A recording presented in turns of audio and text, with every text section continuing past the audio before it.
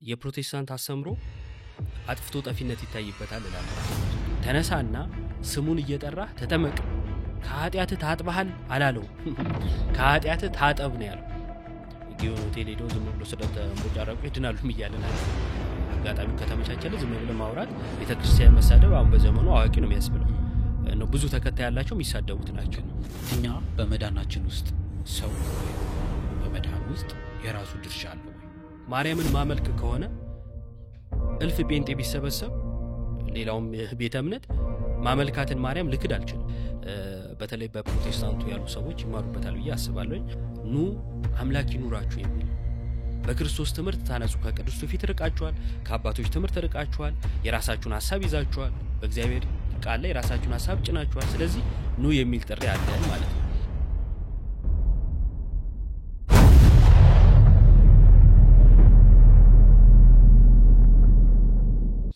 ሰላም የተወደዳችሁ የቤታጌ ቤተሰቦች፣ ቤታጌ ፖድካስት አሁን ወደ እናንተ መድረሱን ይቀጥላል። የዛሬ እንግዳችን በጥያቄያችሁ መሰረት ኢዮብ ዘሚካኤል ይሆናል። ኢዮብ እንኳን ደህና መጣ። እንኳን ደህና ቆያችሁኝ። ሰላም ብያለሁ። ስለጋበዛችሁኝም አመሰግናለሁ። እሺ፣ እኛም እናመሰግናለን። የተወሰኑ ሀሳቦች እናነሳለን፣ የተወሰኑ ጉዳዮች እንዳስሳለን። ከዛ በፊት ግን ያው ስለ ኢዮብ አንዳንድ ነገሮች ማውራት ይገባልና ያው ተመልካቾቻችንም ይወቅሱናል። ኢዮብ የተወለደ ሰንበት ትምህርት ቤት ቤተክርስቲያን ላይ ያለውን ነገር እንዲህ በተለይ የምታነሳልኝ? እሺ፣ የተወለድኩት አዲስ አበባ አይደለም። የገጠር ልጅ ነኝ። የገጠር አይደለም ማለት አሰላ ነው ተወልጄ ያደግኩት። ከዛን የተለያዩ አካባቢዎች እዛው አሰላ ዙሪያ አድጌያለሁ። ወደ ሁሩታ መስመር ሰኞ ገበያ የሚባል አካባቢ አለ እና እዛ ሰንበት ትምህርት ቤት ረጅም ዓመት ቆይቻለሁ። እንግዲህ የሰንበት ትምህርት ቤት አገልግሎት በምን እንትን ነበር የምታገለግለው ሰንበት ትምህርት ቤት ላይ? ያው በብዙ እንትኖች አገልግያለሁ፣ ገጠርም እንደመሆኑ ምናምን ነገር እና በቁጥጥር የሰንበት ትምህርት ቤት ተወካይ ሰበካ ጉባኤ ሆኜ አውቃለሁ። ሊቀመንበር፣ ጸሐፊ፣ የተለያዩ እንትኖች ላይ እና ትምህርት ክፍል ብዙ ጊዜ እንትን ብያለሁ። በእነዚህ አገልግያለሁ። ከዛን በትምህርትና በመሳሰሉት ደግሞ ከዛ ወጣው። ከዛ ወደ ሶሻል ሚዲያ መጣን። እስቲ አሁን ብዙዎቻችን የምናውቀው ሶሻል ሚዲያ ላይ ነውና ወደ ሶሻል ሚዲያ ስፔሻሊ ደግሞ ወደዚህ ወደ ዕቅበተ እምነቱ አገልግሎት የገባበትን ሁኔታ ታስታውሳለህ? አዎ፣ ለመጀመሪያ ጊዜ ሰንበት ትምህርት ቤት ያለው ስለሌላ ቤተ እምነት ምን ያምናሉ አላውቅም ነበር እና ንግስ ሄጄ አንድ ዲያቆን ስሙ ለጊዜ ጠፍቶብኛል፣ የመናፍቃን ማንነትና መልሶቻቸው የሚል መጽሐፍ ገዛው እና ለመጀመሪያ ጊዜ ከዛን እዛ ላይ ሳነብ የተለያየ ቤተ እምነት የተለያየ እምነት እንዳላቸው ልዩነታችን ማየት ጀመርኩና ያ ውስጥ የነበረ። ከዛን ቴሌግራም መጠቀም ጀመርኩ እና ቴሌግራም ስጠቀም የተለያዩ ቤተ እምነቶች ዲቤት ምናምን ማየት ጀመርኩኝ። ከዛን በዛው ቴሌግራም ላይ አንድ ሁለት እያለን ይሄ ዕቅበተ እምነት ሊባል ከቻለ ምናልባት ምክንያቱም የምናውቀውን ነገር ነው እና ይሄ ኦርቶዶክሳዊ ስሜት አለ አይደል? ቤተክርስቲያን ምናምን የምትለው ዕውቀት ቢኖርህም ባይኖርህም ከዛ አንፃር እንዲህ ነው እኮ እኛ ምናምን ነው የማለት አይነት ነገር ነው የጀመርነው ማለት ነው። ከዛ እንደዛው እያልኩኝ ከዛ ቲክቶክ መጣ። ቴሌግራም ላይ በደንብ እንሰራ ነበረ። ከዛ ወደ ቲክቶክ መጣ ነው። ብዙ ሰው ቲክቶክ ላይ ሲመጣ በኋላ ላይ ወደ ቲክቶክ መጣ። አዎ፣ እንዴት ነው እስቲ አሁን እዚህ ዕቅበተ እምነት ላይ የምናውቃቸው ወንድሞች አሉ የሚሰሩና ከነሱ ጋር ያለው ህብረት አንድ ላይ የጀመራችሁበት ሁኔታ? አብዛኞቹን የተዋወቅ ነው፣ አብዛኞቹ ሳይሆን አሁን በዙሪያ ያሉ ወንድሞቼ የተዋወቅ ነው እዚህ ሶሻል ሚዲያ ላይ ነው። አብዛኞቹ ቴሌግራም ላይ ከናኬ ዮሐድ የመሳሰሉት እስልምና ላይ የሚሰሩ እነ ቢኒ ቃሌ ቴሌግራም ላይ ነው ማውቃቸው። ከዛን ወደ ቲክቶክ መጣን። ቲክቶክ ላይ ስንመጣ ደግሞ ይሄ የተያዩ ምናምንና ብዙ ጊዜ መግባት ይሄ ቤተሰባዊ ነገሩን በደንብ አጉልቶታል። ከዛ እንገናኛለን ይሄ ወንድማማችነት ባለው መልኩ እና በቤተክርስቲያን በትምህርትም በተለያየ ነገር ሼር እንደራረጋለን እና ወንድማማች ስሜት አለው። አዎ፣ አንዳንድ ጊዜ ምን አለ መሰል አሁን ኦርቶዶክሳዊ ወጣቶች ላይ ሶሻል ሚዲያ የማብዛት ሁኔታ ይታያል። ሶሻል ሚዲያ ያበዙበትን ሁኔታ ሲጠየቁ ከዛ አለመንፈሳዊ ነገር ነው አገልግሎት አለብኝ እንደዚህ አይነት ነገር የሚሉ ያነሳሉ። ለፈለገም ይሄን ጥያቄ እያነሳውለት ነበረ። ኢዮብ እንዴት ነው ሶሻል ሚዲያ የሚጠቀመው? ኦርቶዶክሳውያንም እንዴት አድርገን መጠቀም አለብን ብለህ ትመክራለህ አንተ? ያው ሶሻል ሚዲያ የራሱ የሆነ ጥሩ ጎን እንዳለው ሁሉ መጥፎ ጎን አለው። ሰው እንዳጠቃቀሙ ነው። ጥሩ ጎኑን ተጠቅመ መጥፎ ጎኑን ከምትገፋው ከሆነ ያ ሶሻል ሚዲያ ለአንተ ጥሩ ነው፣ ምቹ ነው፣ ሰዎችም ካንተ መማር ይችላሉ። ነገር ግን ሶሻል ሚዲያ መጥፎ ጎኑ ስቦ ወደዛ የምትሳብ ከሆነና የዛ ተጠቂ ከሆንክ ለሰዎች መጥፋት ምክንያት ትሆናለህ። እና ሶሻል ሚዲያ የምጠቀመው አሁን ቴሌግራም እና ቲክቶክ ነው። አሁን ደግሞ ዩቲዩብ፣ እነዚህን ብቻ ነው የምጠቀመው። ባሉኝ እንትኖች ውስጥ መንፈሳዊ ነገር ነው ለመልቀቅ የምሞክረው። መንፈሳዊ ነኝ እያልኩ አይደለም። መንፈሳዊ መሆንና የሚያውቁትን መናገር የተለያዩ ነገሮች ናቸው። አንዳንድ ጊዜ እንደው በዚሁ አጋጣሚ ላወራው ብዬ ነው ስለተነሳ፣ መንፈሳዊ ነገር ላይ የሚሰራ ሰው ፍጹምና ልክ እንደ መልአክ የሚታይበት ሁኔታ አለ እና እሱ ልክ አይደለም። ሰው ነው ደግሞ ጥሩ ጎን አለው፣ መንፈሳዊ ነገር ይስበዋል። ከዛ የሚያውቃትን ለመናገር ለማስተማር ይሞክራል ነው። እንደዛው ደግሞ ሰው ነው እና እንደ ሰውም ሊስት ይችላል፣ እንደ ሰው የተለያየ ነገር ሊያደርግ ይችላል። ሶሻል ሚዲያም በተለየ መልኩም ሊጠቀሙም ይችላል። እና ሰሚያን አድማጭ ተመልካቾች ማድረግ ያለባቸው ጥሩ ጎኑን ወስደው መጥፎ ጎኑን መተው ነው፣ ሰው እንደመሆኑ ማለት ነው። ስለዚህ ሶሻል ሚዲያ ኦርቶዶክሳውያን ሊጠቀሙት ይገባል ብዬ ማሰቡ ቤተክርስቲያንን ለማገልገል። ለምሳሌ ቤተ ሐጌ ሚዲያ ሲቋቋም የቤተክርስቲያንን ትምህርት ያጎላል፣ የተዘጉ ቤተክርስቲያናትን ይከፍታል አይደለ? ይሄውን ሶሻል ሚዲያ ነው። ዩቲዩብ ለምን ተጠቀም ነው? ለቤተክርስቲያን ለአገልግሎት። እንደዛው ደግሞ ይሄንኑ ዩቲዩብ ለስድብ የሚጠቀሙት አሉ። ቤተክርስቲያንን ለመሳደብ፣ አገር ለመሳደብ፣ አባቶች ለመሳደብ የሚጠቀሙት አሉ። ስለዚህ እኛንን ምንዋጀው ማለት ነው። ቲክቶክ ላይ ከመምጣቴ በፊት ቲክቶክ ላይ ማቃቸው የሚሰሩት ጋዲና በፊት ጋዲ ነበር፣ ከዛን አቡ እና በዛን ጊዜ ልክ ስመጣ ዘፈን የመሳሰሉ ፖለቲካ የተለያዩ ነገሮች በደንብ ነው ያሉበት። መንፈሳዊ ነገር እምብዛም አይደለም። እነሱም ቪዲዮ ነው የሚለቁት እንጂ ላይቭ ብዙም አልነበረም፣ ላይቭ አልተጀመረም እንደውም። እና ይሄ መሰባሰቡ ኦርቶዶክሳዊ ተጽዕኖ እያደርን የመጣው ሰው በሰራበት ቁጥር ማለት ነው። እና በሰራንበት ቁጥር የኛ እናደርገዋለን ሶሻል ሚዲያ። እና እኔ የምጠቀመው እንደዛ። መልካም። ምናልባት አሁን እንዳልከው ፍጹም አድርጎ ሶሻል ሚዲያ ላይ መንፈሳዊ አገልግሎትን የሚሰሩ ሰዎችን ፍጹም አድርጎ ከመመልከት ባሻገር ኢኮኖሚካሊም ሶሻል ሚዲያ ላይ እንደዚህ ታዋቂ የሆነ ፖፑላር የሆነ ሰው ሲመጣ በጣም ኢንካም ያለው አድርጎ የማሰብ ሁኔታ ፈለገም እያነሳ ነበረ። ትናንሽ ምግብ ቤት መግባት አልቻልኩም፣ ሻይ ቤት በታክሲ መሄድ አልቻልኩም እያለ ነበርና እንደዚህ አይነት ነገር ገጥሞ ይሁን? አይ እኔ ከጅምሩ መናጤ ሆንክ ስለሚያውቁ እንደዛ ገጥሞኝ አያውቅም። ግን ከሱ ይልቅ ያው እሱም አንድ እንትን ሆኖ ይሄ በሰዎች መታወቅ ራሱን የቻለ መጥፎ ጎን አለው። ምን አይነት? አዎ አሁን ልክ ሰው ሲያይ ሶሻል ሚዲያ ላይ በሚያውቅህ በዛው ልክ ነው የሚስልህ እና በአካል የምትቆጣው ላይ አይመስለውም፣ የምትናደድ አይመስለውም፣ የምታጠፋ አይመስለውም እና የምታደርጋቸው ነገሮች ሁሉ እንትን አላቸው። እና እንደዚሁ አጋጣሚ አንድ የገጠመኝ ነገር መኪና እየነዳው እንደ አጋጣሚ እየደጋገመ ክላክስ ያደርጋል እና አላስኬድ አለኝ። ከዛ በጣም ተናድጄ ልቆጣ ዞር ስል የሚያቀኝ ሰው እና እንደ ኢዮብ ዘሚካኤል ምናምን አለኝ። አሁን በዛ ስሜት እኔ ተናግሬ ቢሆን የሆነ እንትን ብዬ ቢሆን ለዛ ሰው እኔ ሌላ ቦታ ውስጥ ነው መሆነው ማለት ነው። እና ይሄ ዝና የሚባለው ብዙ ሰዎች እንዳጠፋ ይታወቃል። መቼም የብዙ ሰዎች መጥፊያ ምክንያት ነው ዝና። ጭብጫቦ ምናምን ሰው ይገላል፣ ከፍ ከማድረግም ባሻገር ማለት ነው። በኢኮኖሚ ኦርቶዶክሳውያን እምብዛም አይደለንም እና አይደለም ሶሻል ሚዲያ ላይ እንደዚህ ያለን ሰዎች ይቅርና በትልቅ በመምህራን በአባቶች ደረጃ ብዙ የቤተክርስቲያን አገልጋዮች በህመም በተለያየ ምክንያት ሲጎዱ ወደ ህዝብ ነው የሚወርዱት፣ ለምነው ምናምን ነው የሚተዳደሩት። እና ኦርቶዶክሳውያን ኢኮኖሚ ላይ አልሰራንም፣ አልተሰራም።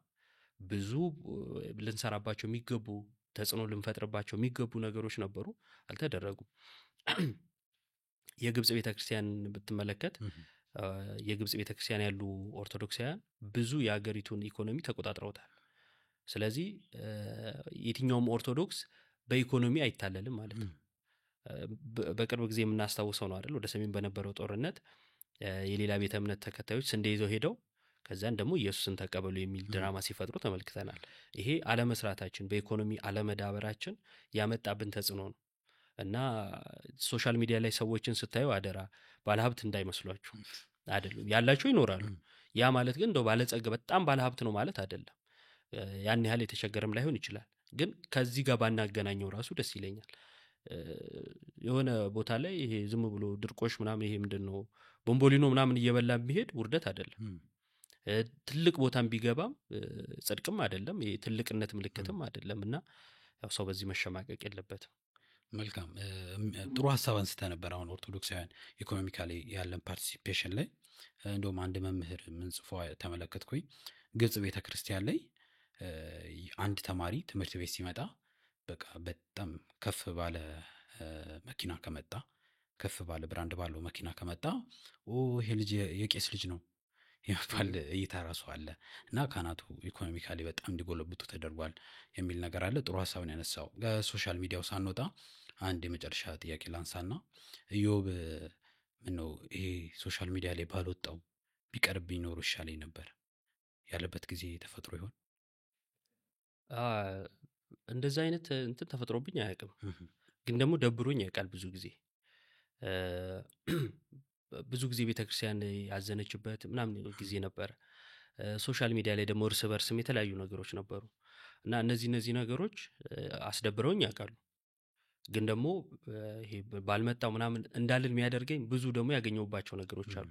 ራሴ የተወሰኑ ነገሮች አውቄያለሁ። አዋቂ ነኝ እያልኩ ሳይሆን ግን የተወሰኑ ነገሮችን ተምሬበታለሁ። ሰዎች ደግሞ እንደው የተወሰነ ነገር አግኝተናል የሚሉኝ ሰዎችንም አያለሁ። ከዛ እነሱ ደግሞ ተስፋ ይሆኑኛል። እና የሆኑ ነገሮች ስለተፈጠሩ የነፍሳትን መዳን በነዛ ላጣፈው አልችልም። እና እግዚአብሔር ምክንያት አድርጎን በተለይ ወንድሞች እዛ ላይ ያሉን ሰዎች ሁሉ ምክንያት አድርጎ ብዙ ወደ ቤተክርስቲያን የተጨመሩ ሰዎች አሉ። ይሄ ትልቅ ነገር ነው። እንድንበረታ ያደርገናል። የበለጠ እንድናስብ የበለጠ እዛ ነገር ላይ እንድንሰራ ያደርገናልና ሶሻል ሚዲያ ላይ እንደዚህ ባይሆን ምናምን ብዬ ወይም ባልመጣ ብዬ ያሰብኩበት ጊዜ ምናልባት አሁን አንዳንድ ጊዜ ኮሜንት አሁን ኔጌቲቭ ኮሜንት መሆኑ ቀርቶ ስድብ የሚሆንባቸው ሁኔታ አለ። አንተ ያሰብክበት ፖይንት ኦፍ ቪው ወይም ኢንቴንሽን ይኖራል የሆነ ነገር ስትሰራ ወይ የሆነ ነገር ስታሳይ። ከዛ ፈጽሞ ምስራቅና ምዕራብ በሆኑ እይታዎች ሰው በሌላ በኩል ተመልክቶ እንደዚህ ብሎ ሲናገር ያን ነገር እንዴት ነው ሃንድል የምታደርገው አንተ? ያው እኔ ሶሻል ሚዲያ ላይ የሚያውቁኝ ሰዎች እንደሚያውቁት ተናዳጅ ነኝ። እናደዳለሁ ቶሎ። ግን ተስፋ ያስቆርጠኝም። ግን እንዳልከው ሶሻል ሚዲያ ላይ ቀን ነገር አስበህ እንኳን የምታደርገው ነገር ያው ሁሉን ሰው ማስደሰት አይቻልም። ልታስደስት የምትችለው የተወሰነ ሰው ነው። የተወሰነ ሰው ደግሞ ይከፋባል። የተወሰነ ሰው ደግሞ ምንም ላይመስለው ይችላል። እና ስሜቱም ላይሰማው የሚችልም ሰው አለ። እና የምታደርጋቸው ነገሮች ላይ የሚደርሱ ኮሜንቶች ጥሩም አለ መጥፎም አለ።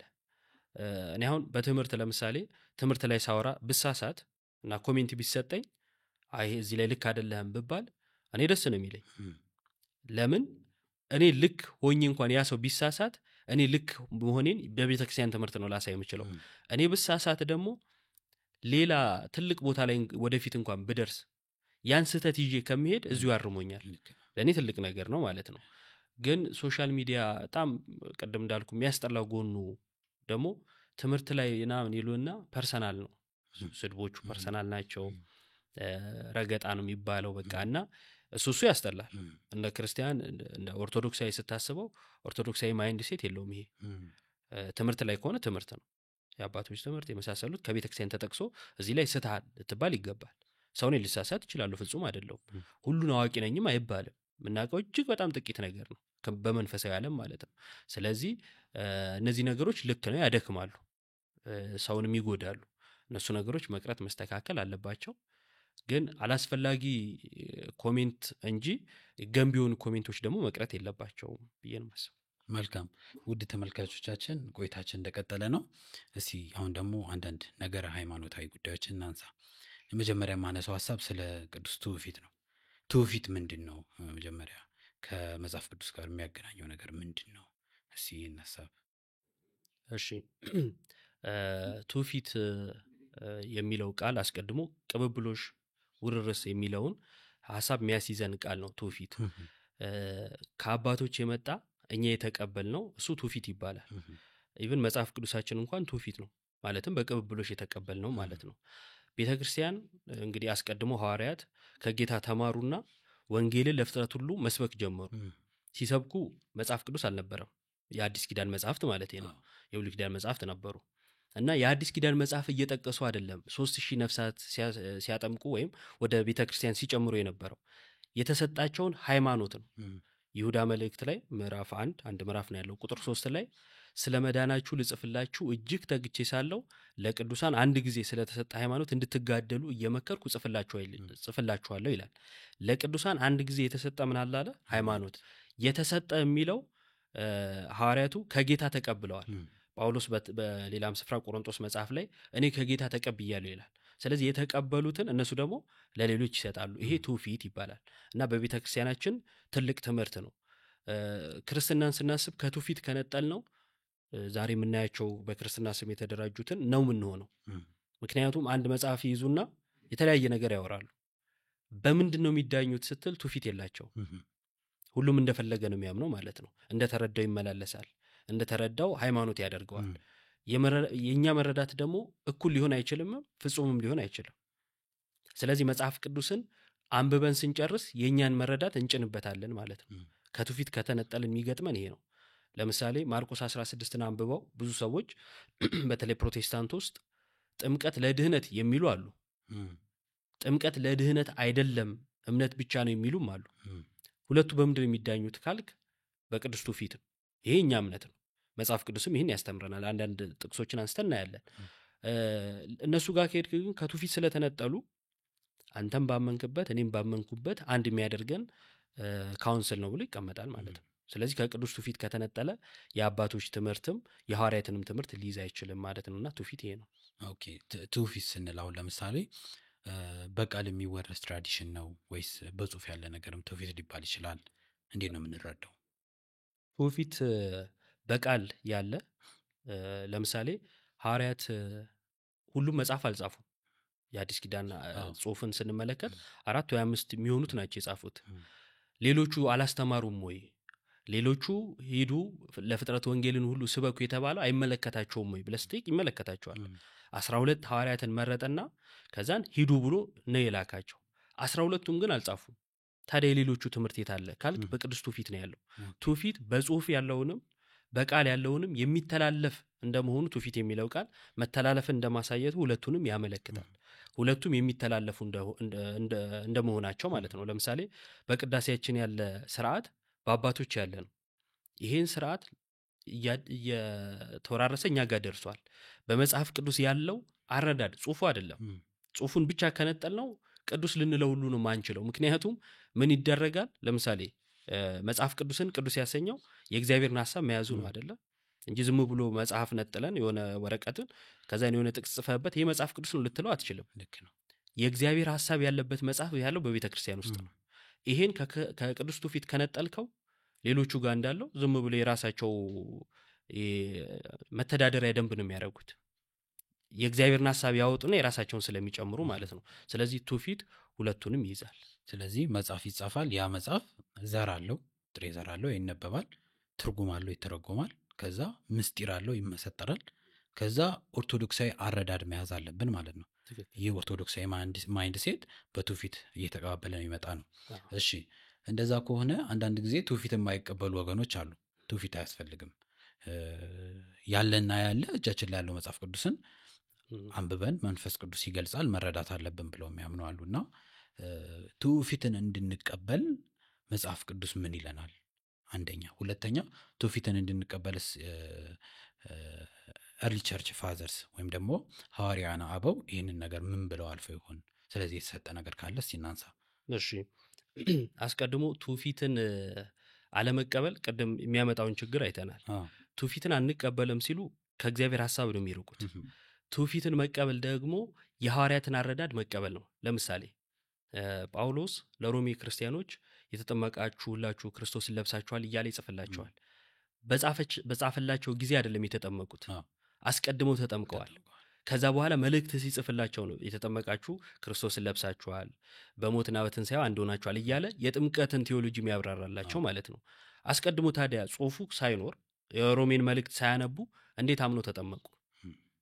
ይሄ የእግዚአብሔርን ከጌታ የተቀበለውን ሐሳብ ስለሰጣቸው ነው። አምኖ ተጠምቀዋል። ከዛ ጽሑፉ መጣ። ጽሑፉ ሲመጣ ጽሑፉን አይተው ጳውሎስ አስቀድሞ በሰበካቸው ስብከት ነው ጽሑፉን የሚረዱት። ገብቶሃል? አስቀድሞ የነበረውን ሐሳብ ከነጠልከው በዛ ለምሳሌ ከነሱ ጳውሎስ ሰብኮ ከሄደ በኋላ የተወለዱ ልጆች የጳውሎስን ስብከት አይልሰሙም አይደለ? እነሱ በትውፊት ካላስተላለፉላቸው ዝም ብለው ጥቅሱን ቢሰጧቸው ምን ማለት ነው የሚለውን አያውቁትም። ካልሆነም ደግሞ የራሳቸውን ሐሳብ ይጨምሩበታል። ስለዚህ ትውፊት መሰረታዊ ነገር ነው። መጽሐፍ ቅዱስን ለመረዳት በአባቶች ትምህርት ለመሄድ መሰረታዊ ጉዳይ ነው ማለት ነው። አንዳንድ የመጽሐፍ ቅዱስ ጥቅሶችን እንመልከት። ስለ ቅዱስ ትውፊት ቅዱስ ትውፊት ለመቃወም ብዙ ሰዎች የተጻፈ ብቻ የሚል ትምህርት ነው የሚገነቡትና እሱም ስህተት ነው። መጽሐፍ ቅዱስ አንድም ቦታ እኔ ብቻ አላለም። ማለትም የተጻፈ ብቻ አይልም። መጽሐፍ ቅዱስ ካልን የተጻፈ እያልን ነው። ከዛን ቅዱስን የእግዚአብሔር ሐሳብ የያዘውን መጽሐፍ እንለዋለን። ስለዚህ መጽሐፍ ቅዱስ ይባላል። የእግዚአብሔርን ሐሳብ ከመያዙ አንጻር ቅዱስ ተብሎ ማለት ነው። እኔ ብቻ ግን ብሎ አያውቅም። የሚገርመው ነገር መጽሐፍ ቅዱስ እኔ ብቻ ሳይሆን ያለው ወይም እኔ ብቻ አለማለት ብቻ ሳይሆን እኔ መጽሐፍ ቅዱስ ነኝም ብሎ አያውቅም። እኔ 66 ነኝ፣ እኔ 81 ነኝ ብሎም አያውቅም። ወይንም ደግሞ ጸሐፊዎቹን ይሄ የከሌ መጽሐፍ ነው እያለ ራሱን በራሱ እያረጋገጠ ሄዶ አያውቅም። ለምሳሌ የማቴዎስን ወንጌል ማቴዎስ ጻፈ የሚለውን ቤተክርስቲያን ነች የምትነግረን። ማቴዎስ አንድም ቦታ እኔ ማቴዎስ ጻፍኩት አይልም። እንደውም ራሱን እንደ ሶስተኛ ወገን አድርጎ ሲጽፍ ትመለከታል። ለምሳሌ የማቴዎስ ወንጌል ምዕራፍ 9 ላይ በመቅረጫው ሳለ አይቶ ና ተከተለኝ አለው ይላል። የጻፈው እኮ ራሱ ማቴዎስ ነው። እንዴት ራሱ ጻፈ ብለው አይሁድ እንዳይቃወሙት ግን እንደ ሶስተኛ ወገን አድርጎ ራሱን አውጥቶ፣ ምክንያቱም ራሱን ማግነን ሳይሆን የማቴዎስ ሐሳብ የእግዚአብሔርን ሐሳብ ማስተላለፍ ነበር በዘመኑ።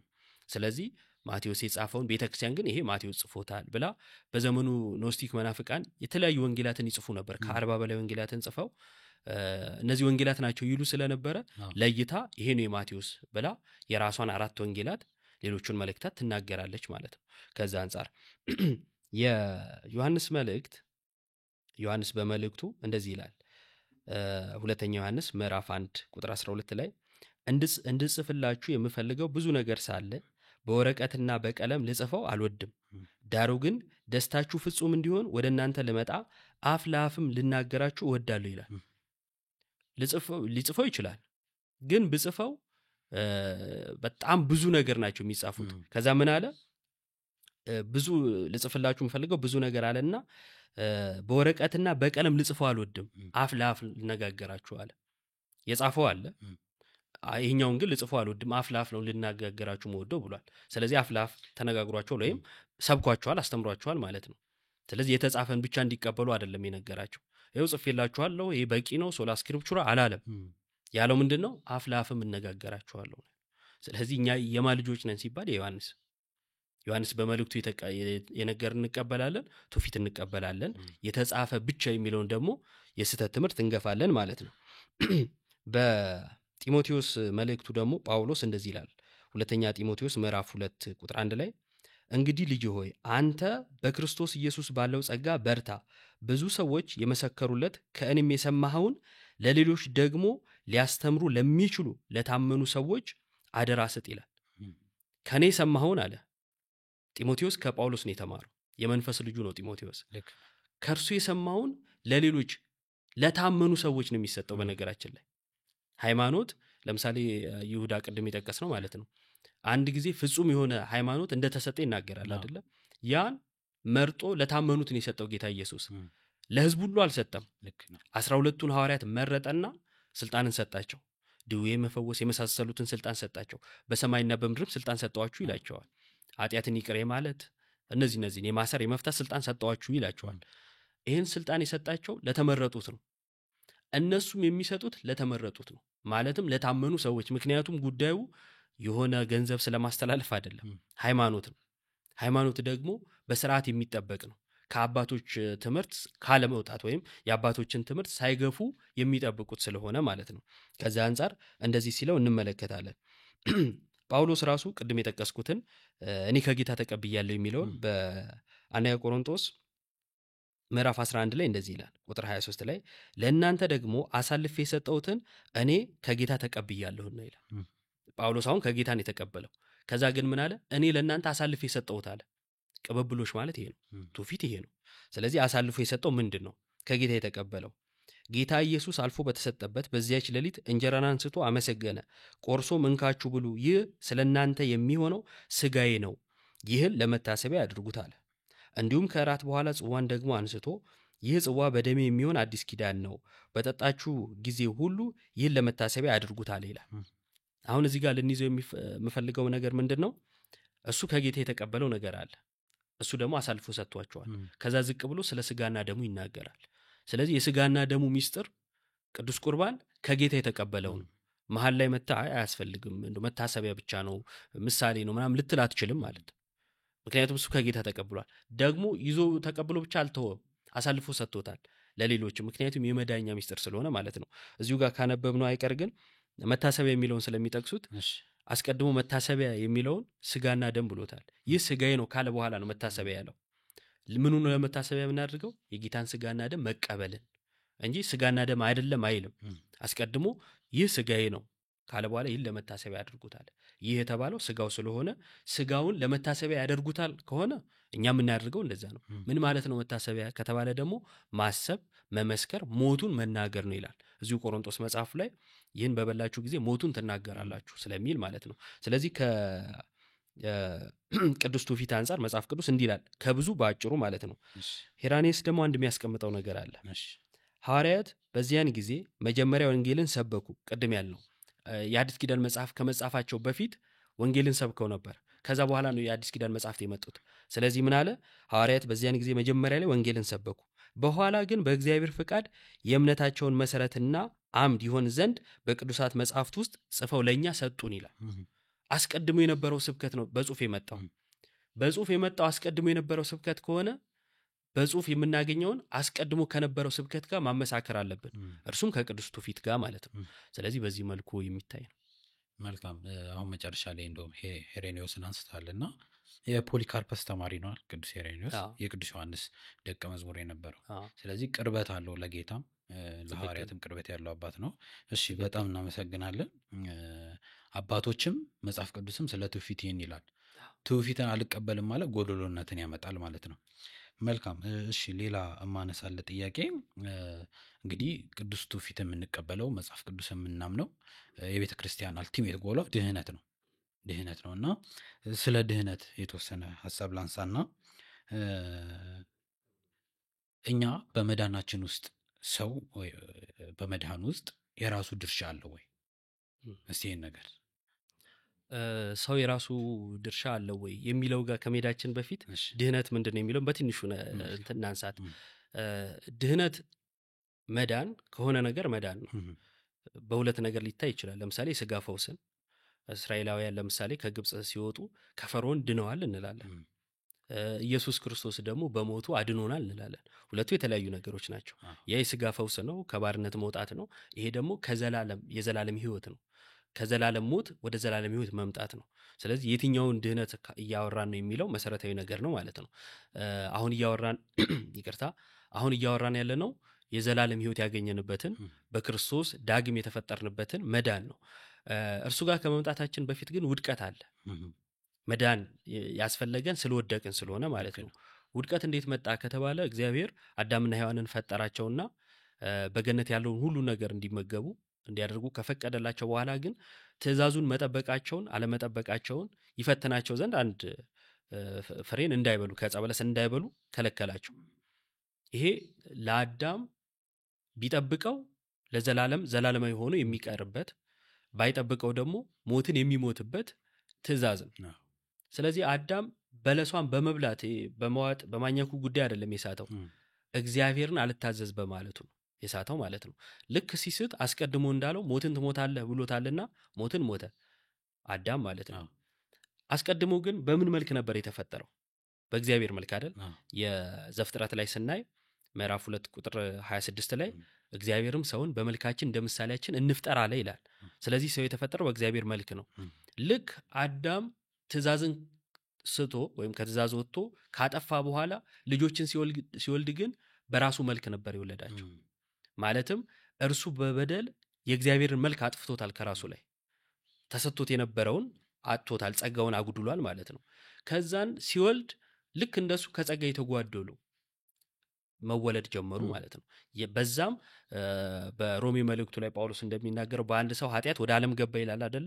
በአዳም ያገኘን ይሄ ነው፣ የኃጢአት ማንነት፣ የበደል ማንነት፣ ከእግዚአብሔር የራቀ። ኢሳይያስን እንደሚለው 66 ምዕራፍ 66 ላይ ቁጥር 4 ላይ ካልተሳሳትኩኝ እንደሚለው ጽድቃችን እንደ መርገም ጨርቅ ተቆጠረ ይላል። ሰው ሁሉ ወደዚህ ድቅድቅ ጨለማ ገብቶ ነበረ። አዳም ባጠፋት በዛይ ጥፋት ማለት ነው። አዳማውያን ሆነን ስንወለድ ስጋውያን ነው የምንሆነው። ስለዚህ ከዚህ ለመውጣት የሚያስፈልገን መስዋዕት ነበረ። በዓለም ላይ ብዙዎች ሞቱ፣ ህፃናቱ፣ አዛውንቱ፣ ያልሞተ የለም፣ ያልሰውትም መስዋዕት የለም። ያንዱም ግን ይህንን ድህነት ሊያመጣ አልቻለም። ስለዚህ ወደ እርሱ የሚማልድ እንደሌለ አየ ይላል ኢሳይያስ 59 ላይ። ስለዚህ የገዛ ክንዱ መድኃኒት አመጣለት ይላል። ስለዚህ ሰው በራሱ ጻድቅ ሊሆን ስላልቻለ የእግዚአብሔር ልጅ የሰው ልጅ ሆነና የሰው ልጅ የእግዚአብሔር ልጅ አደረገው። ድህነት ይሄ ነው። ይህን ድህነት ያገኘነው እንዴት ነው ሲባል አምላክ ሰው ሆኖ። ይሄ በቤተ ክርስቲያናችን በልዩ ሁኔታ የሚብራራ ትምህርት ነው። ነገረ ተዋህዶ ወይም ስጋዊ ማለት ነው። ሰው በጣም ከእግዚአብሔር ስለራቀ በኃጢአት በበደል ስለጨቀየ ንጹሕ የሆነው የአብ ልጅ ክርስቶስ ሰው ሆነና ሰውን አነሳው። ይህንን እንዴት ነው የተቀበልነው የሚለው ራሱን የቻለ ትምህርት ነው፣ ከሌሎቹም የሚለየን። እንደው በዚሁ አጋጣሚ ብዙዎች ከፕሮቴስታንት ከሌላው ቤተ እምነት የምንለየው በስዕል በስግደት ምናምን ይመስለው አለ። ይለየናል። እሱም ግን ዋናው እሱ አይደለም። ነገር ሃይማኖታዊ ጉዳይ። ሃይማኖት ነው። ለቅዱሳን አንድ ጊዜ የተሰጠውን ሃይማኖት ላይ አንደራደርም እኛ። አሁን እነሱ ግን ለዘመናት ሲያጮሁት የኖሩት ምንድን ነው? ስዕል፣ ስግደት፣ ታቦት፣ መዘመር፣ የስርዓት ጉዳይ፣ ነጠላ መልበስ፣ ኦሪታዊ መሆን፣ የካህን ልብስ ያዩና ኦሪታዊ ነው፣ ጽናውን ዕጣኑን ያዩ ኦሪታዊ ነው። ይህን ነው ሲስሉ የከረሙት። ወደ እነሱ ጋር ስትሄድ ግን ዋናውን የኢየሱስን ትምህርት ይክዱታል። ስለዚህ ልዩነታችን መዳን ላይ ነው። ድንሃል አልዳንክም የሚለው ላይ ነው። ለዳነ ሰው ነው ነጠላ ብታነሳ፣ ሽብሻቦ ምንድነው መዝሙሩን ብታነሳ፣ ሌሎቹን ስርዓቶች ብታነሳ ስለ ዳነ ሰው። እነሱ ገና አልዳኑ፣ ማለትም ወደ ክርስቶስ ትምህርት አልመጡም። እንዲህ ስንል ይሄ መነቋቆር አይደለም፣ ትምህርት ነው። በክርስቶስ ትምህርት የማይኖር አምላክ የለውም ይላል ቃል በቃል ዮሐንስ በመልእክቱ ላይ። እና በክርስቶስ ትምህርት ስለሌሉ አምላክ የላቸውም። ስለዚህ ጥሪያችን ከፍቅር የተነሳ ኑ አምላክ ይኑራችሁ የሚል ነው። በክርስቶስ ትምህርት ታነጹ። ከቅዱስ ፊት ርቃችኋል፣ ከአባቶች ትምህርት ርቃችኋል፣ የራሳችሁን ሐሳብ ይዛችኋል፣ በእግዚአብሔር ቃል ላይ የራሳችሁን ሐሳብ ጭናችኋል። ስለዚህ ኑ የሚል ጥሪ አለን ማለት ነው። ስለዚህ ወደ ዋናው ሐሳብ ስንመጣ መዳን በሰዎች ሕይወት ውስጥ መሰረታዊ ነገር ነው። ይሄን መዳን መቀበል ደግሞ በክርስቶስ የተደረገ ነው። እኛ የቱ ጋር ነው ድርሻችን ከተባለ የተደረገውን መቀበል ላይ። እንዴት ነው የምንቀበለው? አምኖ በመጠመቅ። ይሄ የኛ ሐሳብ ነው አይደለም። ቃል በቃል የማርቆስ ወንጌል ምዕራፍ 16 ቁጥር 16 ላይ ያመነ የተጠመቀም ይድናል ይላል። የሚድነው ማን ነው? አምኖ የተጠመቀ። የት ነው የሚጠመቀው? በቤተ ክርስቲያን ውስጥ። ለምሳሌ ኦሊጂሰስ የሚባል ቤተ እምነት አለ እና ያጠምቃሉ። ኦሊጂሰሶች ኢየሱስ አብ ነው ብለው ነው የሚያምኑት። ስላሴን አይቀበሉ። ጥምቀት ለድህነት ነው ይላሉ። የሚገርም እንደውም ከአንዳንድ ፕሮቴስታንቶች የተሻለ ማለት ነው። ጥምቀት ለድህነት ብለው ወደ ክርስትና የሚቀርብ አይነት ትምህርት አላቸው። ግን ዋናውን ኢየሱስን ክደውታልና ያ ጥምቀት ያድናል? አያድንም። በቤተ ክርስቲያን ውስጥ አይደለም ማለት ነው። እና እኛ ጥምቀት ያድናልም ስንል ከቤተ ክርስቲያን የተነጠለውን አይደለም። ጊዮን ሆቴል ሄዶ ዝም ብሎ ስለተንቦጫረቁ ይድናሉም እያለን አይደለም። ስለዚህ ያመነ የተጠመቀ ይድናል አለ የክርስቶስ ትምህርት ነው። አምኖ መጠመቅ ወደ ቤተ ክርስቲያን መጨመር ነው። በሐዋርያት ሥራ ምዕራፍ 2 ላይ ያመኑ ከዚያ የተጠመቁ እንደውም ቁጥር 38 ላይ ወንድሞች ሆይ ምን እናድርግ ብለው ሲጠይቁ እንመለከታለን። ንስሐ ግቡ፣ በኢየሱስ ክርስቶስም ተጠመቁ፣ ኃጢአታችሁ ይሰረይላችኋል ይላቸዋል። ቁጥር 42 እና 47 ስንመለከት ተጨመሩ ይላል። ወዴት ነው የተጨመሩት? ወደ ቤተ ክርስቲያን። ወደ ቤተ ክርስቲያን የምንጨመረው አምኖ በመጠመቅ። እንዲህ ከሆንን በኋላ የሚያስፈልገን ነገር አለ። ምንድነው እሱ? ያንን በክርስቶስ የተሰጠንን መዳን መጠበቅ። ግን እዚች ጋር አንድ ነገር ላብራራ ካላስረዘሙ። ምንድነው እሱ? እኛ ስለ መዳን ስናወራ እነሱ ስለ ስራ ያወሩና የኛን የመዳን ትምህርት በስራ ላይ ብቻ የተንጠለጠለ አድርገው ቤተክርስቲያን የክርስቶስን ጸጋ በጸጋ መዳን ማትቀበል ለማስመሰል ይሞከራል የማትለውን በማለት አዎ ብዙ ጊዜ የስትሮማን ፋላሲ ነው የሚሰሩት ያልተባለ ነገር የተባለ ያስመስሉና ለዛ ምላሽ ይሰጣሉ ይሄ ደግሞ ስንፍና ነው ዕውቀትም አይጠይቅም ያላልከውን ነገር ያልካስመስዬ ካወራው ለኔ ለመመለስ በጣም ቀላል ነው ዕውቀትም አይፈልገው ማለት ነው ማውራት ነው የሚጠበቅብኝ ማውራት ብቻ ነው በቃ አጋጣሚው ከተመቻቸለ ዝም ብለ ማውራት ቤተክርስቲያን መሳደብ አሁን በዘመኑ አዋቂ ነው የሚያስብለው ነው ብዙ ተከታይ ያላቸው የሚሳደቡት ናቸው እና ጳውሎስ በኤፌሶን መልእክቱ ምዕራፍ 2 ቁጥር 8 ላይ ጸጋው በእምነት አድኗችኋል ይህም ከሥራ አይደለም ማንም እንዳይመካ ይላል ቤተክርስቲያን በሙሉ ነው የምትቀበለው ሲጀመር መጽሐፉ ራሱ እኮ ቤተክርስቲያን እንቀበለዋለን ጸጋው አዎ በእምነት አድኖናል ግን ምን ማለት ነው ከሥራ አይደለም እንጂ የሚለው ከጥምቀት አይደለም የሚለው ከጥምቀት አይደለም አይልም ከቅዱስ ቁርባን አይደለም አይልም የሚለው ከሥራ አይደለም ነው ያ ኢኒሻል ሳልቬሽን ይባላል የመጀመሪያው ድህነት ወደ ቤተክርስቲያን ለመጨመር ወይም ግንዱ ላይ ለመጣበቅ ማለት ነው ያን በጸጋ አምኖ በመጠመቅ የተቀበልነው ሲጀመር ጸጋው የምንቀበለው በሚስጥራቱ እኮ ነው በጥምቀት ከክርስቶስ ጋር ከሞትና ከትንሣኤው ጋር እንድንሆናለን ጸጋውን ተቀበልንበት ማለት ነው በመስቀል ላይ የሰራነው እኛ በመጠመቅ አገኘነው ማለት ነው ጸጋውን መቀበል ማለት ይሄ ነው ስለዚህ አምኖ በመጠመቅ እንጨመራለን በጸጋ መዳን እናምናለን ኢኒሻል ሳልቬሽን ይባላል በመጀመሪያ እንግዲህ ኢኒሻል የመጀመሪያውን ድህነት ከዳንን በኋላ ወደ ቤተክርስቲያን ተጨምረናልና ከኛ የሚጠበቅ ነገር አለ ይሄንንም ጌታ አስተምሮናል ዮሐንስ ወንጌል ምዕራፍ 15 ላይ በእኔ ያለ የማያፈራ ይወገዳል ይላል በእኔ አለ ብሏል በክርስቶስ አለ እንግዲህ የለም ልንለው አንችልም ራሱ ነው በእኔ አለ ያለው ከዛን ግን ካላፈራ ይወገዳል ይላል አለማፍራት ያስወግዳል ማለት ነው ስለዚህ ወደ ግንዱ ለመጣበቅ አልሰራንም ግንዱ ላይ ከተጣበቅን በኋላ ግን መስራት ይተበቅብናል ላለመወገድ ድነናል እንላለን አቀድም ያልነው ኢኒሻል ሳልቬሽን አስቀድሞ በክርስቶስ የተደረገውን አምኖ በመቀበል ከዛን ድነታችንን መጠበቅ ለምሳሌ ፊልጵስዩስ ምዕራፍ 2:12 ላይ ምን ይላል ጳውሎስ እያንዳንዳችሁ የየራሳችሁን መዳን ፈጽሙ ይላል አይደለ የየራሳችንን መዳን መፈጸም አለብን ይሄ ከኛ የሚጠበቅ ነው እየዳንን ነው እንላለን ቃል በቃልም በአንያ ቆሮንቶስ ምዕራፍ 1 ቁጥር 18 ላይ የመስቀሉ ቃል ለኛ ለምንድን የእግዚአብሔር ኃይል ነው ይልና እየዳንን ላለን የእግዚአብሔር ኃይል ነው ይላል የመስቀሉ ቃል ለሚጠፉት ሞኝነት ለኛ እየዳንን ላለን ወይም ለምንድን ብሎ ድህነትን ሂደታዊ ያደርገዋል ማለት ነው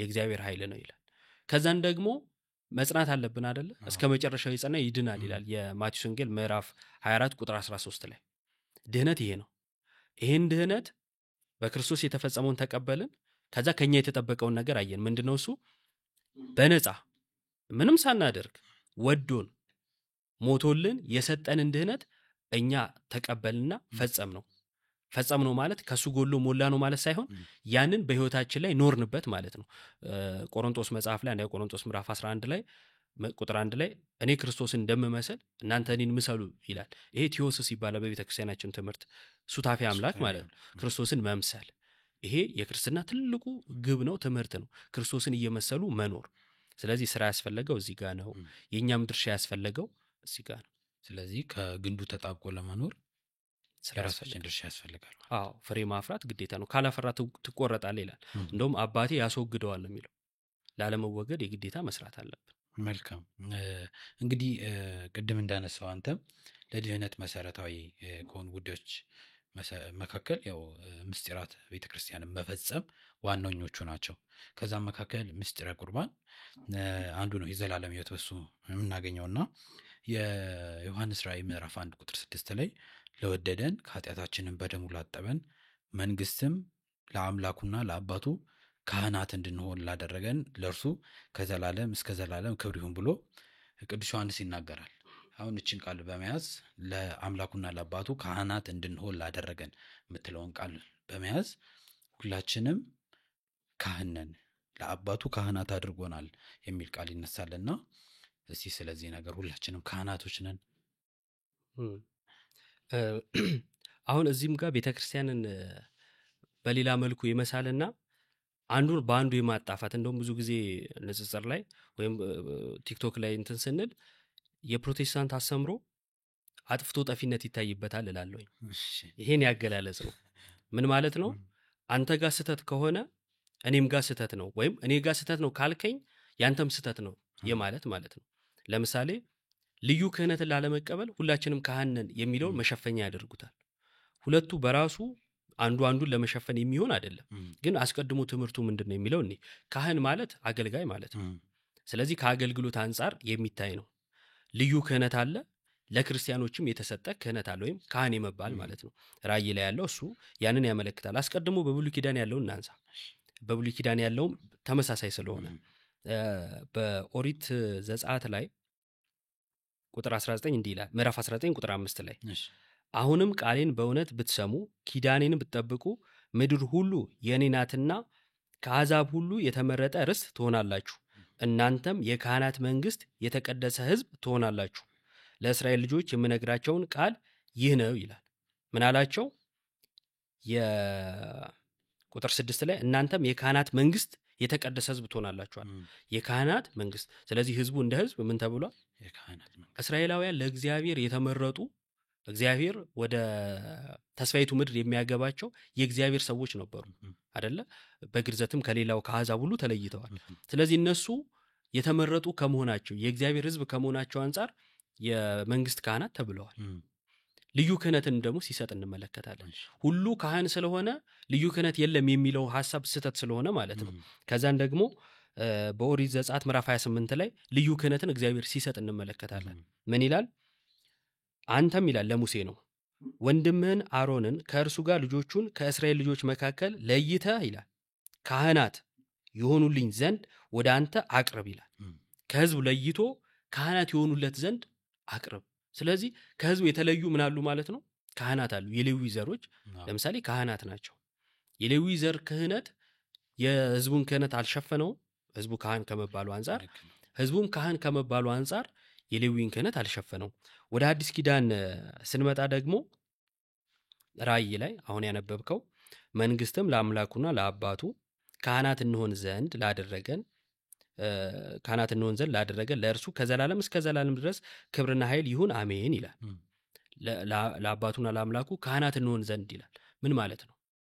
ለክርስቲያኖች ሁሉ ነው ይሄ የተነገረው። በነገራችን ላይ ይህ ማለት ግን ካህናት የሉም ማለት አይደለም። ልዩ ክህነት እንዳለ እናሳያለን። ግን ይህ ማለት በራሱ ራሳችንን ለእግዚአብሔር የተወደደ መስዋዕት አድርገን ከማቅረባችን አንጻር የተነገረ ነው።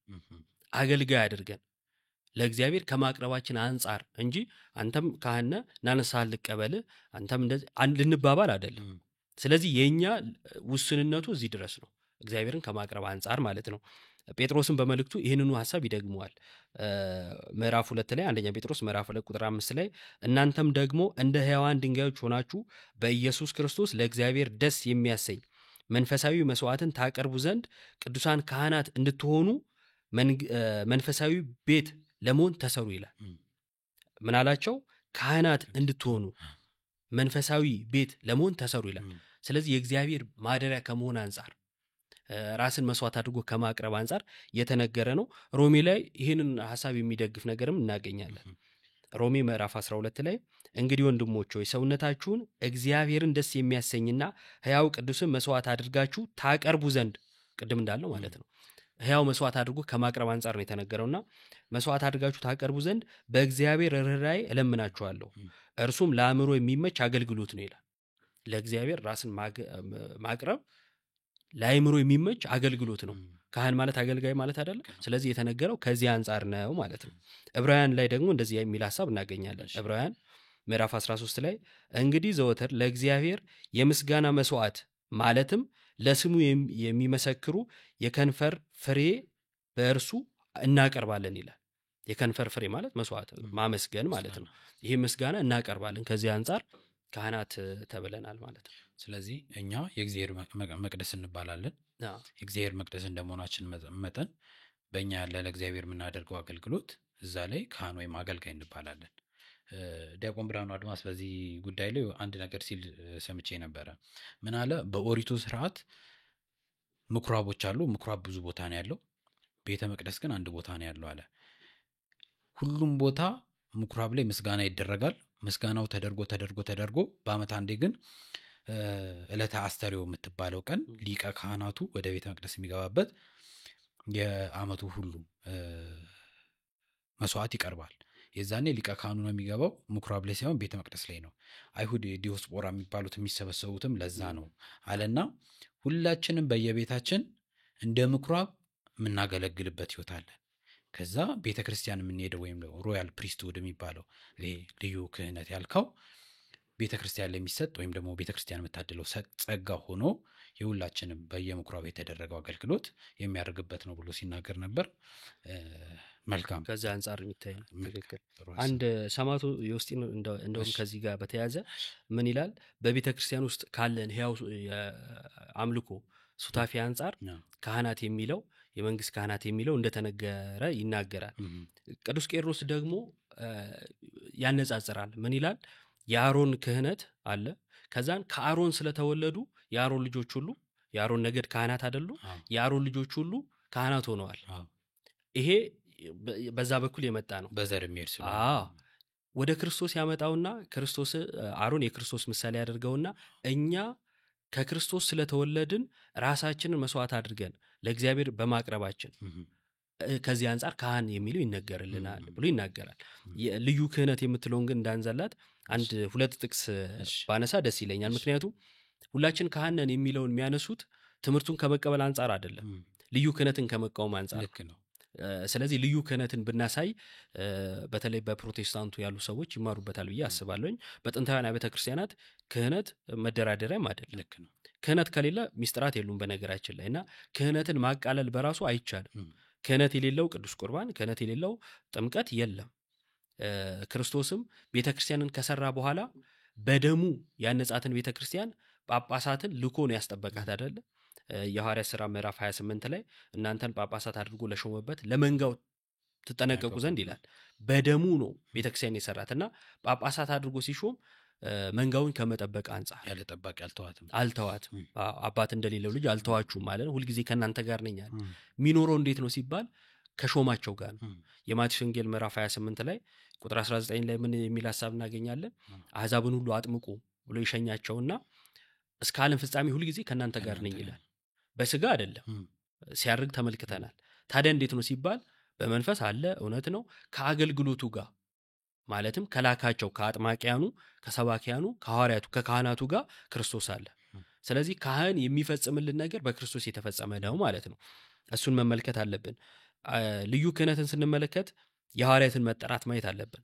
የሉቃስ ወንጌል ምዕራፍ 6 ላይ በእነዚያም ወራት ይጸልይ ዘንድ ወደ ተራራ ወጣ፣ ሌሊቱንም ሁሉ ወደ እግዚአብሔር ሲጸልይ አደረ። በነጋውም ጊዜ ደቀ መዛሙርቱን ጠራ፣ ከእነርሱም 12ቱን መረጠ ይላል። ስለዚህ የተመረጡ አሉ ማለት ነው። የተመረጡ አሉ። ለ12ቱ ደግሞ ምን አደረገ የሚለውን እንመለከታለን። እነዚህ የተመረጡት ምን ተሰጣቸው? የዮሐንስ ወንጌል ምዕራፍ 20 ላይ ኢየሱስም ዳግመኛ ሰላም ለእናንተ ይሁን፣ አብ እንደላከኝ እኔ ደግሞ እልካችኋለሁ አለ። 12ቱን ነው። 120 ቤተሰብ ይከተለው ነበር። 120ቹንም አላለም። 5000 ህዝብ ሲከተለውም ሊበሉ የመጡትን እነሱንም በቃ ላኳችሁም አላለም። ከእርሱ ጋር ውለው አድረው የተማሩት እነሱን ምን አደረጋቸው? መረጥኳችሁ፣ ከዛ ላኳችሁ አላቸው። ስለዚህ እነዚህ ናቸው ልዩ ክህነት ያላቸው ምንላቸው ማለት ነው። ከዛን ላኳችሁ አላቸው። ይህንንም ብሎ እፍ አለባቸውና መንፈስ ቅዱስን ተቀበሉ፣ ኃጢአታቸውን ይቅር ያላችኋቸው ሁሉ ይቀርላቸዋል። ይሄ ለሁሉ የተሰጠ አይደለም፣ ለተመረጡት ለካህናት የተሰጠ ነው። ኃጢአታቸውን ይቅር ያላችኋቸው ሁሉ ይቀርላቸዋል፣ የያዛችሁባቸው ደግሞ ይያዝባቸዋል። ይሄ አሁንም ለካህናት የተሰጠ ነው ማለት ነው።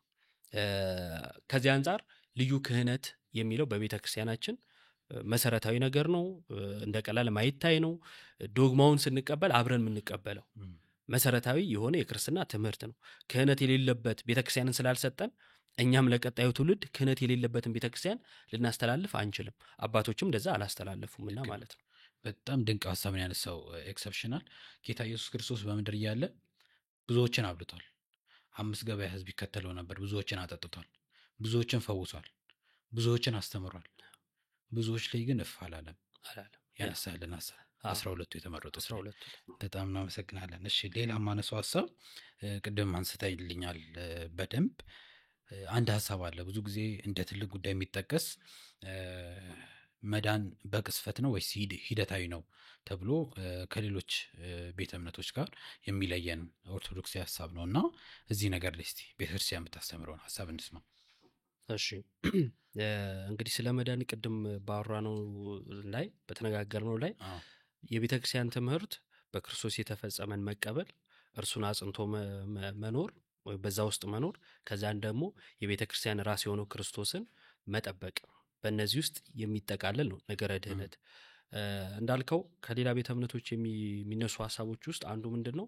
በቃ ድህነት ቅጽበታዊ ነው፣ አንዴ ከዳንክ ዳንክ ነው የሚል ነገር ይነሳል። ይሄ የመጽሐፍ ቅዱስ አስተምሮ አይደለም። የመጀመሪያው ነገር ድህነትን ካለ መረዳት የመነጨ ነው። ለምንድን ነው ይሄን የምናነሳው? ሰው አንዴ ከዳንክ ዳንክ ነው፣ ምንም ብታረግ ድህነትን አታጣም በማለት ከእግዚአብሔር ሐሳብ በጣም ርቀዋል። ምዕራቡን ዓለም መመልከት ነው።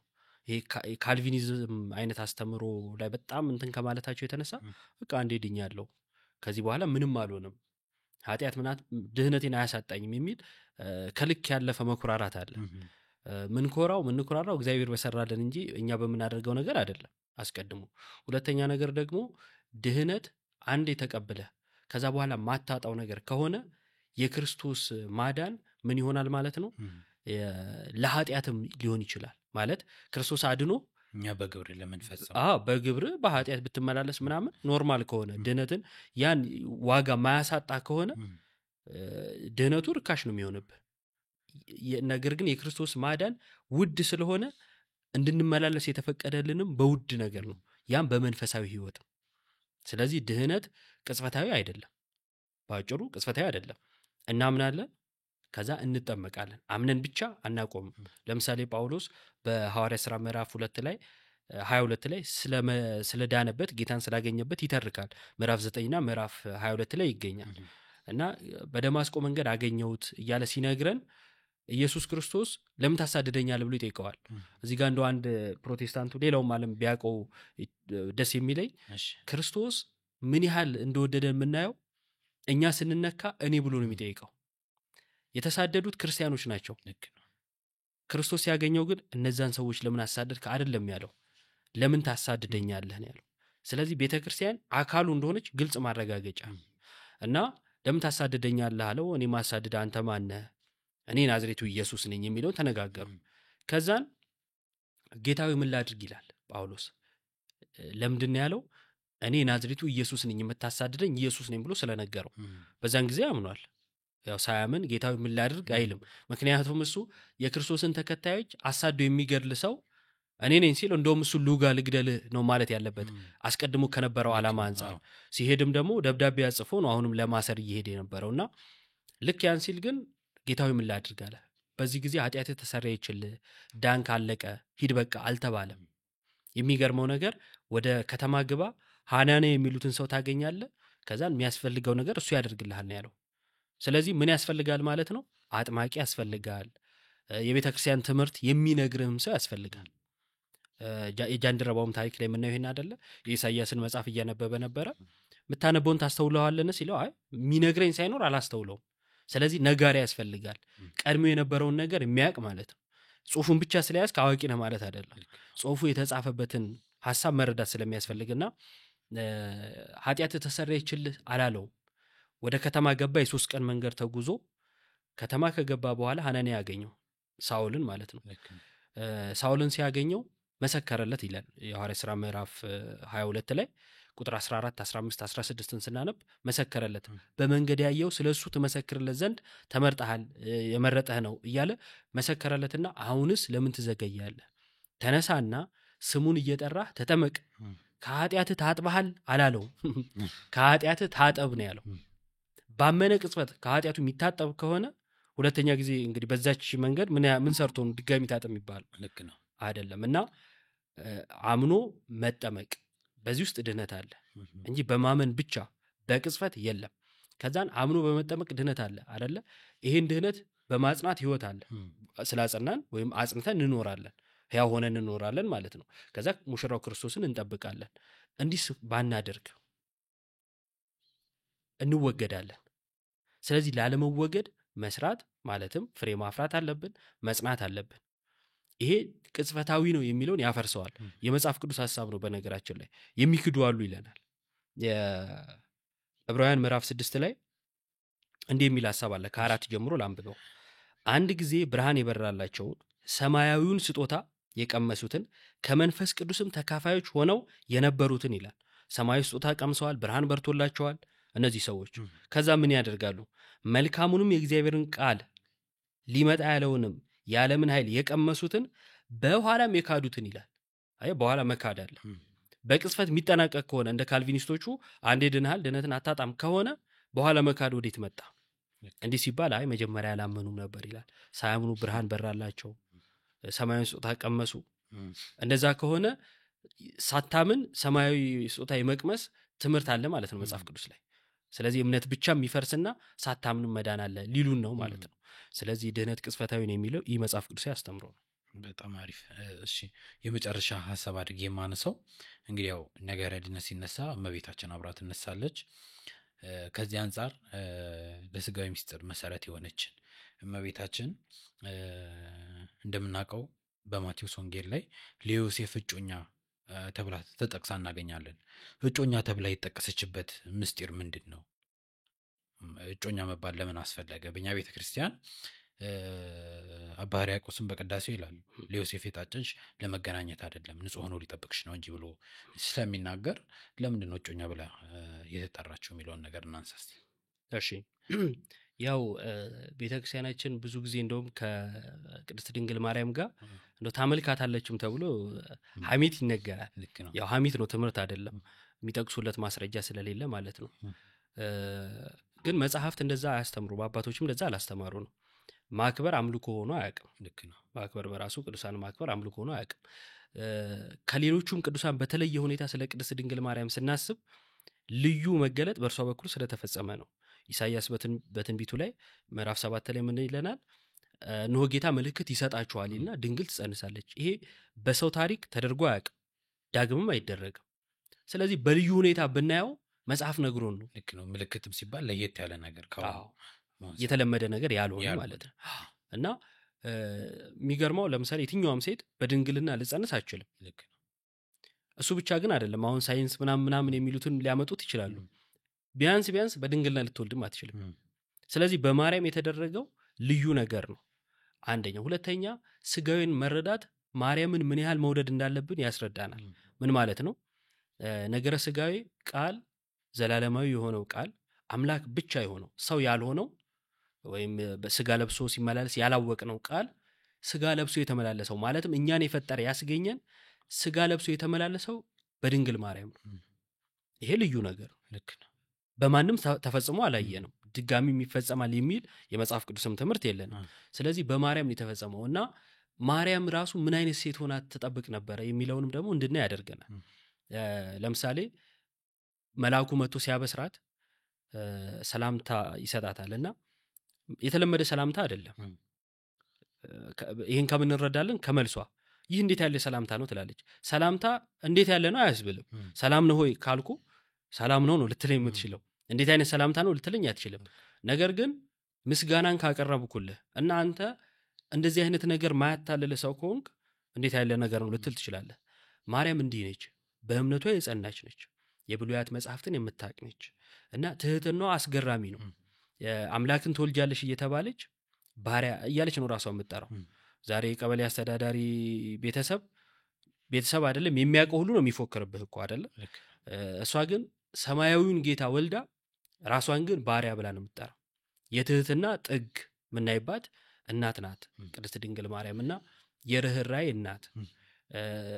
እናቶች ሆኑ በተለይ ፕሮቴስታንት ውስጥ ያሉ ሰዎች ቢያውቁት ብዬ ማስበው ልጃቸው ሲሰቀልባቸው ቢያዩ ምን አይነት የእናትነት ስሜት ይሰማቸዋል? አንድ ልጅ ነው ያላት። የአብ አንድያ ልጅ በነገር ይሄ ትልቅ ትምህርት ነው። አንድያ ልጁ ነው ስንል ከአብ ይተካከላል እያለ ነው። ዮሐንስ ወንጌል ምዕራፍ 5 ላይ አይሁድ ሊወግሩት ይፈልጉት ነበርና ለምንድን ነው የሚለውን ዮሐንስ ሲነግረን ሰንበትን ስለሻረ ብቻ አይደለም፣ ራሱን ከእግዚአብሔር ጋር አስተካክሎ እግዚአብሔር አባቴ ነው ስላለ ሊወግሩት ይፈልጉት ነበር አለ። ስለዚህ አንድያ ልጅ ነው ስንል አምላክ ነው እያለን ነው። ያንን አምላክ አንድያ ልጇ አድርጋ ተቀበላለች። እና ያን የተቀበለችውን ደግሞ ሲሰቅሉት አይታለች፣ ሲገርፉት ያን መከራ ሲቀበል አይታለች። ምን አይነት እናት ናት የሚለው የእናትነት ምሳሌ አድርገው እንኳን ለመቀበል ልባቸው በራራ ነበር፣ የቅድስት ድንግል ማርያም ጥላቻ ባይኖርባቸው ማለት ነው። እና ኦርቶዶክሳውያን ስለ ማርያም ስናነሳ ይህንን ትምህርት በመያዝ እንጂ ዝም ብሎ ማርያምን አምላኪ ለመሆን አይደለም። አንደኛ ማርያምን ብናመልክ እሷም አትቀበለንም፣ ምክንያቱም እኔን አምልኩ ብላ አስተማረች። እንደዚህ አይነት ማርያምን አናቅም እኛም ማለት ነው። ሁለተኛ ከዚህ በፊትም ብዬ አውቃለሁ፣ ማርያምን ማመልክ ከሆነ እልፍ ጴንጤ ቢሰበሰብ ሌላውም ቤተ እምነት ማመልካትን ማርያም ልክድ አልችልም፣ ለነሱ ብዬ አላመንኩማ። እና ልክ አሁን የሚያደርጉት ምንድነው? አይ እኛ እኮ አናመልካትም ስንል አይ ታመልኳታላችሁ፣ አይ እኔ አላመልካትም ካልኩ አላመልካትም ነው። ምክንያቱም በህይወቴ ተወራርጄ ነው ይሄን ምስክርነት እየሰጠው ያለሁት። አምላኬ ነች ብዬ ካመንኩና አላመልካትም ካልኩ ክጃታለሁና ሲኦል ገባለሁ እኮ። የዚህን ያክል ሪስክ መውሰድ ይጠበቅብኛል ጴንጤ ለማሳመን? አይጠበቅብንም። ስለዚህ አናመልካትም። ነገር ግን ክብሯን የሚገባት ይሄ ነው ብለን አይደለም፣ አቅማችን የፈቀደውን ግን ያክል እናከብራታለን። እና ከዛ አንፃር ነገረ ማርያምን ቢረዱ ብዬ አስባለሁ። ወደ እጮኝነቱ ስመጣ ያው እንግዲህ ብዙ ጊዜ ይባላል ማርያም ዮሴፍን አግብታ ወልዳ ምናምን የሚል ትምህርት አለ። አንድም ቦታ ማርያም ልጆች አሏት የሚል የለም። በተለያየ ስፍራ ለጌታ ኢየሱስ ወንድሞች የተባሉ አሉ።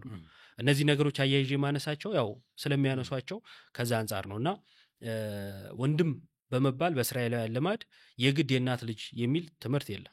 ይሄን የእስራኤላውያን ታሪክ ማወቅ በቂ ነው። መጽሐፍ ቅዱስንም ብናይ ለምሳሌ የአብርሃምና የሎጥን ታሪክን ብንመለከት የታላቅና የታናሽ ልጆች ሆነው ወንድማማቾች ሲባሉ እንመለከታለን። ከዛ አንፃር ለማርያም ግን አንድም ከኢየሱስ በቀር ልጅ የተባለ አንድ አለ፣ እሱም ዮሐንስ ነው።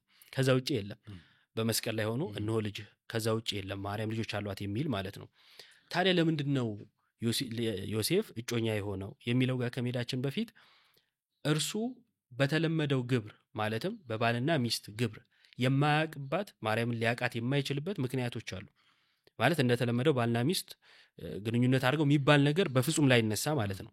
ምንድነው የመጀመሪያው? ትንቢት ስለተነገረ ሕዝቅኤል 44 ላይ ጌታ እግዚአብሔር ገብቶባታልና አትከፈትም የተባለች ደጅ አለች። እቺ ለቅድስት ድንግል ማርያም በአባቶችም የሚፈታ ነው። ቤተክርስቲያናችን በስፋት ታስተምረዋለች። ከዚህ ትንቢት የተነሳ ዮሴፍና ማርያም በመናቀው የባልና ሚስት ግብር አይተዋወቁ ማለት ነው። ሁለተኛ ትንቢተ ኢሳይያስ ምዕራፍ 7ን ስንመለከት እነሆ ድንግል ትጸንሳለች፣ ከዛ በኋላ አግብታ ትወልዳለች አይልም። በቃ ድንግል ብሎ ነው የሚጠራት። የጸነሰች ድንግል ልትባል አትችልም። በጽንሰት ጊዜ ድንግልናም ስለማይኖር ማለት ነው አይደለ? እርሷን ግን በልዩ ሁኔታ ድንግል ትጸንሳለች። ያ ምንድነው? አላስቀድሞ ምልክት። ስለዚህ ትንቢት ተነግሮላታል ማለት ነው። ሁለተኛው ነገር ደግሞ ራሷ ተናግራለች። ወንድ አላቅም ብላለች። የሉቃስ ወንጌል ምዕራፍ 1 ላይ እንዲህ የሚል ቃል እናገኛለን። በስድስተኛው ወር መልአኩ ገብርኤል፣ ያው መልአኩ የሚመጣበትን ማብረን ብናየው ብዬ ነው። በስድስተኛው ወር መልአኩ ገብርኤል ናዝሬት ወደምትባል ወደ ገሊላ ከተማ ከዳዊት ወገን ለሆነው ዮሴፍ ለሚባል ወደ ታጨች ወደ አንዲት ድንግል ከእግዚአብሔር ዘንድ ተላከ። የድንግሊቱም ስም ማርያም ነበረ። መልአኩም ወደ እርሷ ገብቶ ደስ ይበልሽ፣ ጸጋ የሞላብሽ ሆይ ጌታ እግዚአብሔር ጌታ ከአንቺ ጋር ነው፣ አንቺ ከሴቶች መካከል የተባረክሽ ነሽ አላት ይላል። አስቀድሞ በብሉይ ኪዳን ነቢያት ሁሉ ጸጋህን ላክ ለማለት ነው ጸጋ የሚለውን ቃል የሚጠቅሱት። ጸጋ የተሞላ አልነበረም። በዛ ዘመን ጸጋን የተሞላች ቅድስት ድንግል ማርያም ብቻ ነች። ይሄ የእግዚአብሔር ልዩ አሰራር መሆኑንም የእርሷም ደግሞ ንጹሕ ቅዱስ ሆና የመጠበቅን ነገር እንረዳበታለን። እርሷም ባየችው ጊዜ ከንግግሩ በጣም ደነገጠችና ይህ እንዴት ያለ ሰላምታ ነው ብላ አሰበች ይላል። ያለችውን ብቻ አይደለም ሉቃስ የጻፈልን ያሰበችውንም። ስለዚህ ምን እንዳሰበች እግዚአብሔር በሉቃስ በኩል ሲነግረን ስለሷ እንድንረዳው የፈለገው ነገር አለ ማለት ነው እንጂ ያሰበችውን ከሚነግረን በቃ አለች የሚለውን ነግሮ ሊያልፍ ይችላል። ለምን ያሰበችውን አልነገርከንም በቃ ክርስትና አበቃለት አንልም እኮ። ግን እግዚአብሔር በዛ በኩል ሊያስተላልፍልን የፈለገው ነገር አለ። ያሰበችው ምንድነው? ይህ እንዴት አይነት ሰላምታ ነው? አንደኛ ትሁት ነች። ሁለተኛ ገብርኤል መጥቶ ምስጋና ነው የሰጣት። ዝም ብሎ ሰላም ምናምን አይደለም። ስለዚህ አመስግኗታል የሚለውን ከዚህ ሐሳብ ከዚህ ሐሳብ መረዳት እንችላለን። መልአኩም እንዲህ አላት፣ ማርያም ሆይ በእግዚአብሔር ፊት ጸጋን አግኝተሻልና አትፍሪ። እነሆ ትጸንሻለሽ፣ ወንድ ልጅ ትወልጃለሽ፣ ስሙንም ኢየሱስ ትይዋለሽ። እርሱም ታላቅ ይሆናል፣ የልዑል ልጅም ይባላል። ጌታ አምላክም የአባቱን የዳዊት ዙፋን ይሰጠዋል፣ በያዕቆብ ቤት ለዘላለሙ ይነግሣል፣ ለመንግሥቱ መጨረሻ የለውም አላት። ማርያምም መልአኩን ወንድ ስለማላውቅ ይህ እንዴት ይሆናል አለችው ይላል። አሁን ወንድ ስለማላውቅ ያለችው ለምንድን ነው? ዮሴፍ በባልና ሚስት ግብር የሚተዋወቁ ሆኖ ታጭቶ ማለት በዛ ስሜት ቢሆን የታጩት ዮሴፍ ስላለ ትወልጃለች ሲላት ከዮሴፍ ነውና ለምን ወንድ አቃሎ ትላለች? ልክ ነው። የታጨች ወንድ አግብታ ልትወልድ የተዘጋጀች ሴት ትወልጃለች ስትባል መቼ እንጂ ከማን ልትል አትችልም። አያስፈልገኝም ልትል አትችልም። ኦልሬዲ ታጭታለች፣ የታወቀ ነገር ነው። ስለዚህ ወንድ ስለማላውቅ ይህ እንዴት ይሆናል ብላ ዘግተዋለች። ስለዚህ ማርያም ከዚህ የተነሳ ከዮሴፍ ጋር በልዩ ግብር ልትተዋወቅ በፍጹም አትችልም ማለት ነው። ሁለተኛው ምክንያት ይሄ ነው። ሶስተኛ ዘመዳማቾች ናቸው። ዘመዳማቾች መሆናቸው በዚህ በምናውቀው ግብር እንዲተዋወቁ አያደርጋቸውም። ይሄ እንዴት እንረዳለን? የመጀመሪያው ዘመዳማቾች ግንኙነት ሊፈጽሙ ወይም እንደዚህ አይነት ነገር ሊያደርጉ እንደማይችሉ መጽሐፍ ቅዱሳችን ይናገራል። በኦሪት ዘሌዋውያን ምዕራፍ 18 ቁጥር 6 ላይ ከእናንተ ማንም ሰው ኀፍረተ ሥጋውን ይገልጥ ዘንድ ወደ ዘመዱ አይቅረብ ይላል። ስለዚህ ወደ ገዛ ዘመዱ ገብቶ እንደዚህ አይነት ነገር መፈጸም አይቻልም ማለት ነው። ከዚህ የመጽሐፍ ቅዱስ ሐሳብ አንጻር ዘመዳማቾች መሆናቸው እንዲተሳሰቡ አያደርጋቸውም ማለት ነው።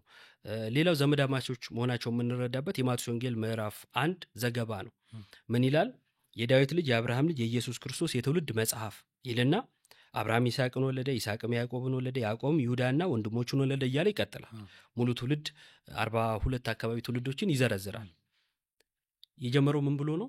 የዳዊት ልጅ የአብርሃም ልጅ የኢየሱስ ክርስቶስ የትውልድ መጽሐፍ። ስለዚህ ስለማን እየተነገረ ነው? ስለ ኢየሱስ ትውልድ አይደለ?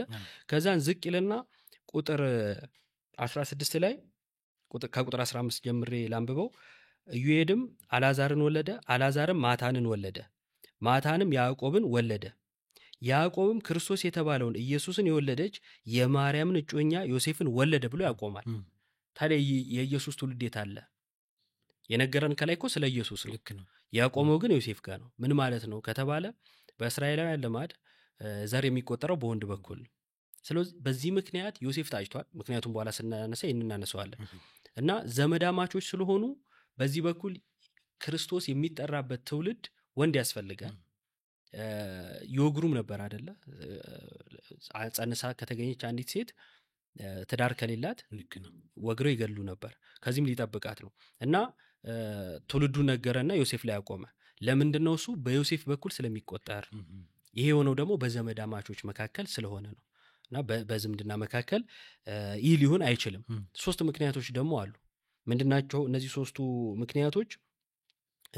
ዮሴፍ ለማርያም እጮኛ የተባለበት ማለት ነው። የመጀመሪያው ቅድም ያልነው የስም ነው። የዘር ሐረግ አጠራር በእስራኤላውያን ልማድ በወንድ በኩል ስለሆነ በዮሴፍ በኩል እንዲጠራ አንደኛ። ሁለተኛ ማርያምን ከውግረት ለማዳን ነው። ቅድም ያልነው ማለት ነው። በእስራኤላውያን ልማድ ምን አይነት ነገር አለ? አንድ ሴት ሳትታጭ ሳታገባ ጸንሳ ብትገኝ ትገደል፣ ተለይታ ከሕዝብ ትገደል ነው የሚለው። ስለዚህ ከዚህ ውግረት ለመጠበቅ እግዚአብሔር ባወቀ፣ ሰው በማያውቀው ማለት ነው፣ በእኛ አሰራር አይደለም፣ እግዚአብሔር ባወቀ ዮሴፍን አዘጋጀ። ስለዚህ እስራኤላውያን ምን ብሎ ያስባሉ? ኢየሱስን የዮሴፍ ልጅ ነው። እሱም ትቷቸዋል እኮ የዮሴፍ ልጅ ነው ብሎ ሲያስቡ ምንም አላላቸው። ነገር ግን ወንጌላዊ ሲጽፍልን ተሰናከሉበት ይላል። ዋናውን የእግዚአብሔርን ሐሳብ ካለመረዳት አንጻር እነርሱ ግን የዮሴፍ ልጅ ነው ብሎ ማሰባቸው ማርያምን ከውግረት ጠብቋታል። ይሄ ደግሞ የእግዚአብሔር አሰራር ነው።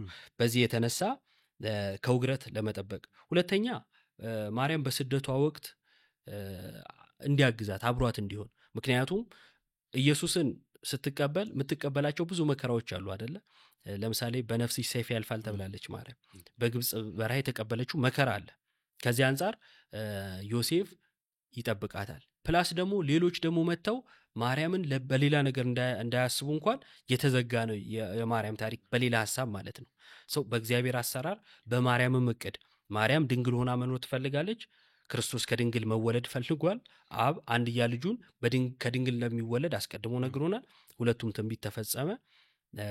እጮኛ የተባለበትን ምክንያት ይህ ነው ማለት ነው። በጣም የሚገርም ነው። እሺ የመጨረሻ ሐሳብ ላድርግ የመጨረሻ ጥያቄ ብዬ ነበረ እሺ ካንተ በፊት ፈለገ ነው እዚህ ቦታ የነበረው ከፈለገ በፊት ልደት ነው እና ለሁለቱም ተመሳሳይ ሐሳብ አቅርቤላቸው ነበረ አሁን የእግዚአብሔርን ሐሳብ የቤተክርስቲያን ትምህርት ባለመረዳት እንዲህ ትላላችሁ በማለት ከበረቱ ወጥተው የሚገኙ ብዙ